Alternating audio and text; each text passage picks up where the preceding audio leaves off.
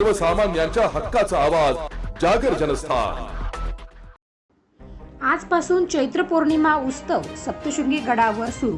खाजगी वाहनांना प्रवेश बंद करण्यात आला आहे।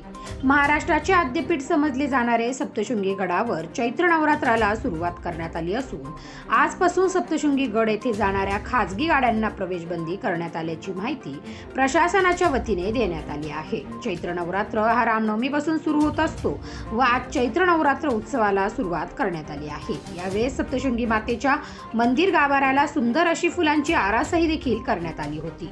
यावेळेस सप्तशृंगी गडावर येणाऱ्या भाविक हा प्रसन्न अंतकरणाने व फुलांची आरास पाहून भारावून जात असल्याचे पाहावयास मिळाले। यावेळेस मंदिर गाभाऱ्यामध्ये मंदिर व्यवस्थापक सुनील कासार व त्यांचे सहकारी यांनी भाविकांना कुठलाही त्रास होणार नाही याची काळजी प्रामुख्याने घेतली। संपूर्ण चैत्र उत्सवावर कळवणचे तहसीलदार रोहिदास वारुळे व न्यासाचे विश्वस्त आणि व्यवस्थापक भगवान नेरकर, भिकन वाबळे हे भाविकांच्या सेवेसाठी तत्पर कार्यालयात हजर आहेत। चैत्र नवरात्रासाठी धुळे, नंदुरबार, नाशिक, नगर व जळगाव जिल्ह्यातील भाविक मोठ्या संख्येने पायी यात्रा करत असल्याने एकादशीपासून सप्तशृंगी गडावर मोठी गर्दी होण्याची शक्यताही वर्तवण्यात आली आहे।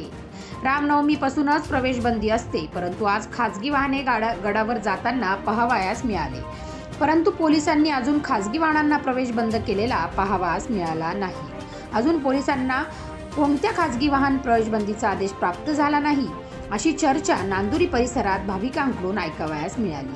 अजूनपर्यंत गडावरती गर्दी नसल्याने तसेच पार्किंगची व्यवस्था नसल्याने खाजगी वाहने हे गडावर जात असल्याची माहिती पोलिसांनी दिली आहे।